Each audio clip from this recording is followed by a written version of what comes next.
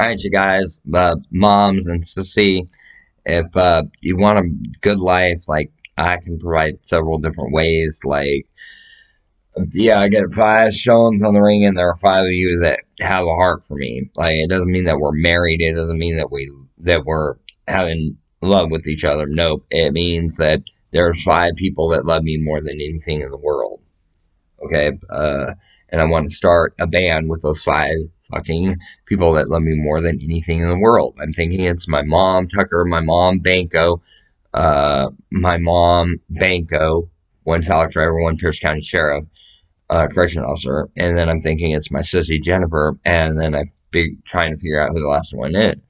Ideally, I'd like it to be my Wes Craven's New Nightmare sister that's a double. That way you got both Wes Craven's girls in the fucking house and we're just jamming out and shit. And my West Korean Nightmare sister, she's on the fucking turntables. Like, we turn it into, as we're doing voodoo and stuff, we're recording it, and then we're flipping the disc to her, and we're flipping the second disc to her with the same thing, and she's scratching the fucking albums as we're playing the fucking voodoo style music. Like, it's a new genre. Like, I want to add as much into it as I possibly can. Or she's playing a fucking violin or whatever. You know, and we're all dressed up like fucking high-end vampires in the fucking corsets, like pink lace all the way up in the front because it's NC-21. Like, no children under the age of 21 in our concert. So, of course, I'm willing to bust chest, like, up front, and there you go, look, but don't touch. Like, I'm willing to do that shit. Okay? Then when we get big, I can go from becoming a hermaphrodite. Like, I'm not gonna lose my stuff, but I'm gonna have undo the undercarriage, and yeah, I'm gonna become a hermaphrodite. So I'm gonna have both sets of plumbing, like, and both sets will work at the same time. Like, this is the way it is. Mm-hmm. Ideally, I want to be with another transgender. I've never been there before. Like, me and another transgender will mesh perfectly. Like, we're perfectly content, like, being by ourselves romantically, but we want friends. That's all we want because we're satisfied with ourselves. We're more of asexuals than anything. All stuff where you hear me, oh yeah, I put out here, I put. No, I'm letting you know how badly I'm being victimized. Catch a fucking clue. Like, what do you think I say? But yeah, start sending me donations and I'll start sending you shit. Like, I'm willing to, like, you know, and I'll give you a demo, like, what I can do. Um, Family, I'll give you a demo of what I can do. Not a problem. And you can decide if it's worth it or not. But first, I want to line myself up with a decent bass, like an Ibanez or a Fender Squire Strat, like something like that, and bass line. A Stratocaster would be ideal, but those things are like $20,000, $100,000, and I know you guys don't have that kind of money. Like, I would kill for a Stratocaster and a fucking 10-foot tall Marshall amp, where I have perfect control of the volume level, where it's not going to be a nuisance. Okay? Because when I turn that thing on, it's on like a quarter to a half of one, and you're still hearing it from like outside the room, but it's picking it up perfect audio. And then, like, I need the picks. I need a 100-foot long coax cable that plugs into bass and then plugs into amp. Like, I need the right foot pedals to show you what I can actually do. Like, and you guys will be freaking impressed. When I owned my bass, like, I had one foot pedal, and people were like, I was playing in the fucking laundry room, and fucking people were walking up the street, and they were lined up, like, listening to me play the bass. Like, oh my god, is that really Chris from Metallica? And so I walk out, and oh man, I'm like, what? I thought you were Chris from Metallica, dude. We were about to ask you for a fucking autograph. Like, well, I've been in a band before. I can give you an autograph. That's not a problem. Can you? Yeah, bring me a pic. I'll sign it right there. Sinister. And a couple people took a snapshot of me and signed it Sinister. I don't know whatever happened to pictures. They probably kept them. They're collector's items. Like, everything that I produce is collector's items. It's worth money one of these days when, like, I retire or whatever. It's worth big money with the name Marilyn Monroe attached to it, or Sinister. Yeah, Think of the movie Sinister. Okay, I use that as my pseudonymous. Not that I do anything bad, but I'm very fucking sinister in the thought process. Like when I build magic decks and stuff, I'm very sinister in the thought process. Like I'll slide in 4 Raking Canopies and blue black fairies and 4 Corrosive Grips and 4 Naturalizers.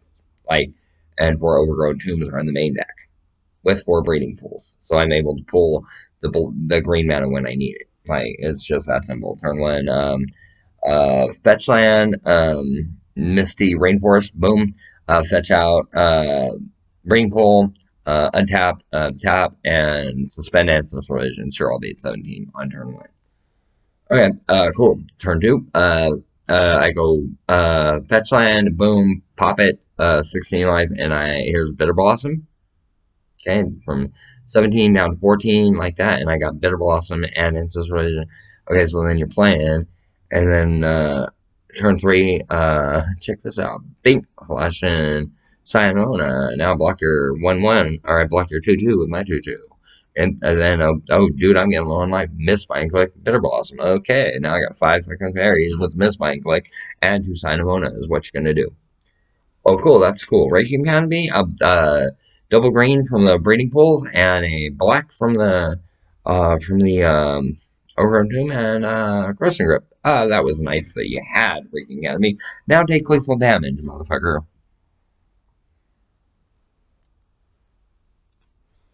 And I want to run that deck, dude. That deck sounds really fucking solid.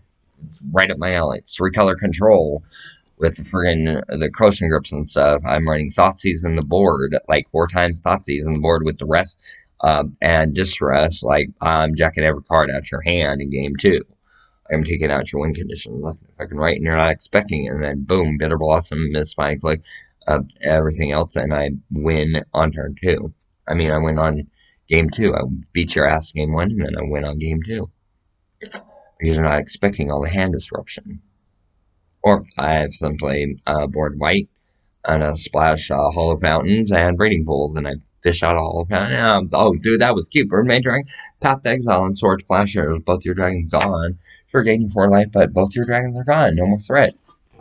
And I'm like, dude, you shouldn't have played Genwrap. You should have played more like the fairy deck that I'm playing. That's not fair. Yeah, I've had players throw their decks against the wall and they played against me and I mopped them up. And they're, how are you winning? You're so young. Like, how are you beating me? Like, duh, because it's like Squirrel Prison mixed with Madness. Like, what are you gonna do? Blue-green mana? Okay, so, yeah, turn one, Forest Bird, go. Turn two, Wild Mongrel, go. Oh, there goes War of the Worm and Arrogant Worm on turn three. Oh, dude, you just lost to an Arrogant Worm. Like, how the hell did that happen? Next turn, flashback. War of the Worm, 10 points, 12 points, and I got 2 cards, 12 points, 13, 14 points, and I got a bird, so I had 14 points of damage to the dome.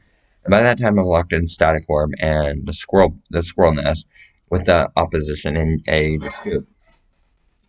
When I do something, and I go for the gusto, like I put my heart into it. Like I don't go half-ass. I put my whole heart into it. It's not my fault that my cards got jacked and I had to build straight up on a budget, dude.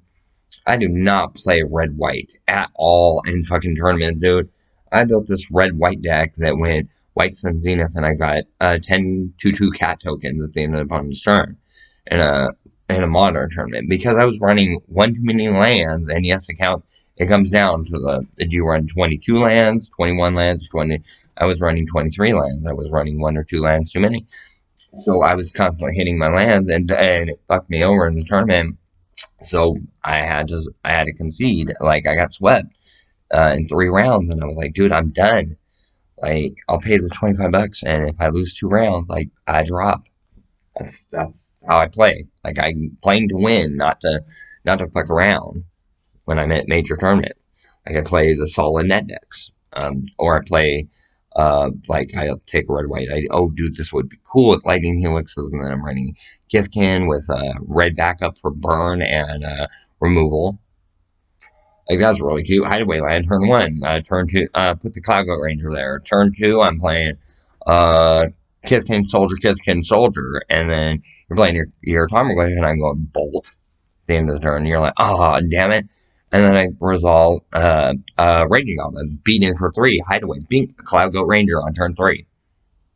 And you're like, oh shit. So now you're on a apply damage really quick because you're taking 5 in the air for the next 4 turns, and I'm going to win on turn 6. Like, I play decks like that in tournament. The one time where I had a 5-color control belt and I was running off of Wall of Reverence and Broodmate Dragon, okay, I wasn't able to resolve the combo. Like, I resolved it one game out of, like, all of it, and I was running 4 Wall of Reverences, 4 Broodmate Dragons, every ramped card in the world. And then I was running, like, a Soji in there. Just one random, boom, Soji hits the board. You look at the top card, and, yeah, so I know my next draw. Soji, Sphinx Doria. I was running one of those. And then I was running, like, playing a couple of Garooks and a couple of Chandras and, like, 1 or 2 Liliana Vesses. Like, the deck was solid in theory, but it couldn't win because it had Wall of Reverence and an all-elemental deck. I thought that would be a sly move, like, resolve Horde and Ocean, okay, and then resolve Wall of Reverence. Good game. Like, I gain 5 life every turn, and then I resolve Supreme Exemplar, and it's not attacking or blocking. It's just standing there preventing them from attacking, and I'm up to, like, 2,000 life in, like, 6 turns, and you're like, oh, goddamn, because I got 4 Wall of Reverence in play, and then I just say, oh, this is cute. 20 mana, Profane Command for 18, and you're down 2. Oh, that was cute. And now we're going for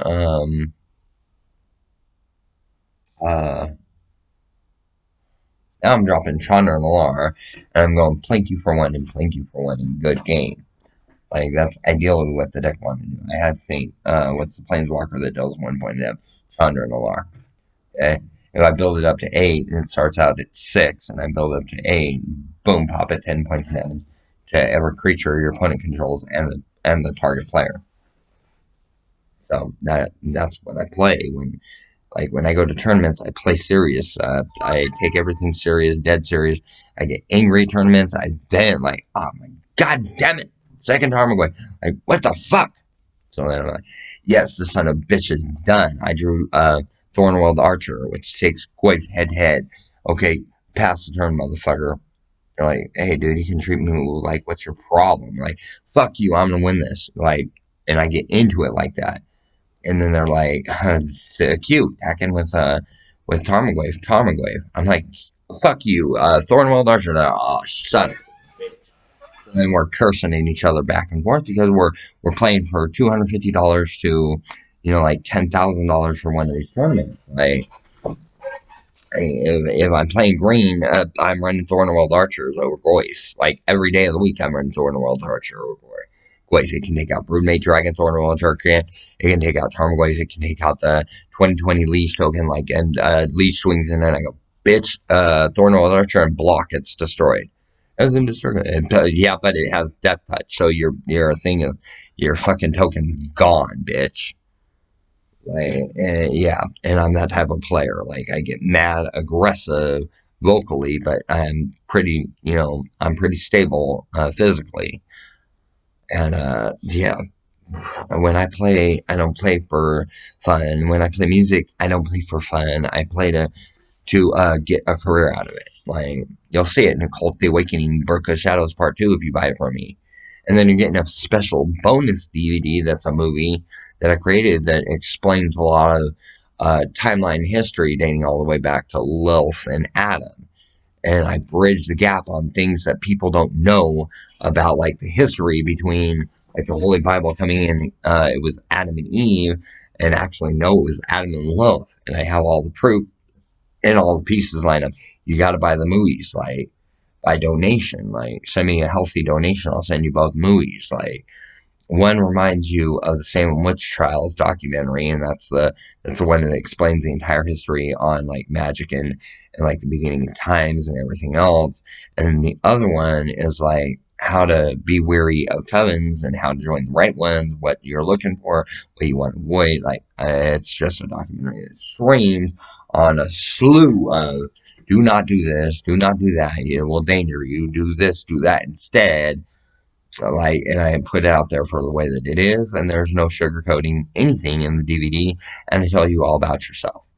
Okay, it's one of those type of documentaries, but I'm kind about it. I'm polite about it, but you learn. Oh yeah, I don't want to do it in perfect love and perfect trust. That's a warning sign. So then every cousin starts lining up their cousins right.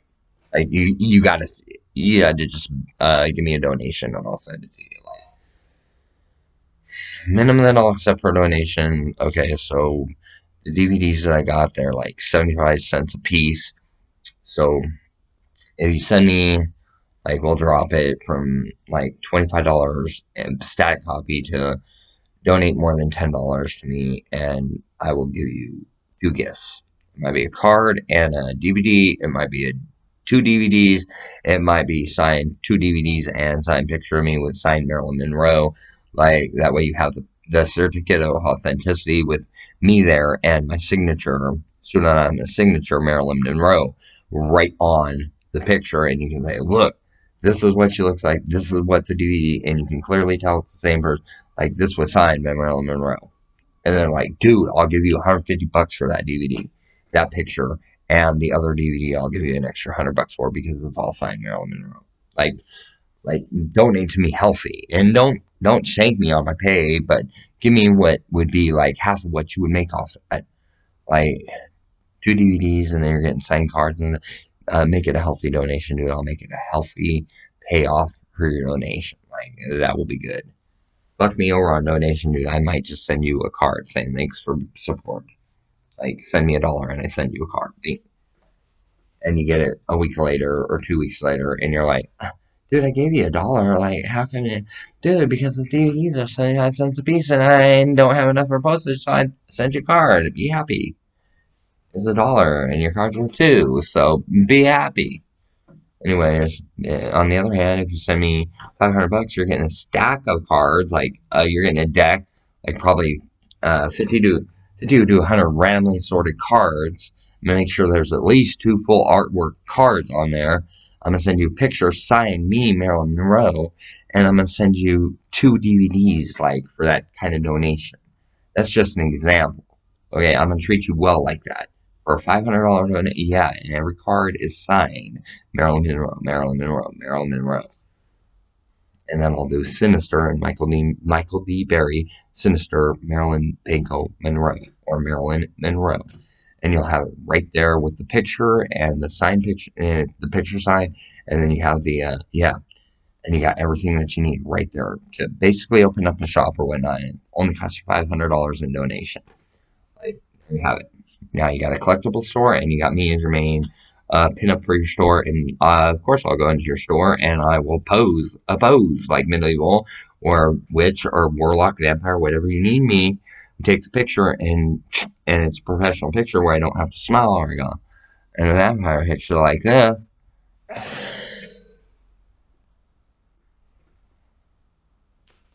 Snap. And then we got me looking like a vampire, and I said, sign it, Marilyn Monroe, Nosferatu Bruja. Okay, and then I go Camarilla on it, and I just throw a whole bunch of shit on the picture, and you're selling that picture then for about 25 grand. That costs you maybe about $250 to produce. So there's like 10 shots, and I'm posing each shot differently. Like one maybe like this.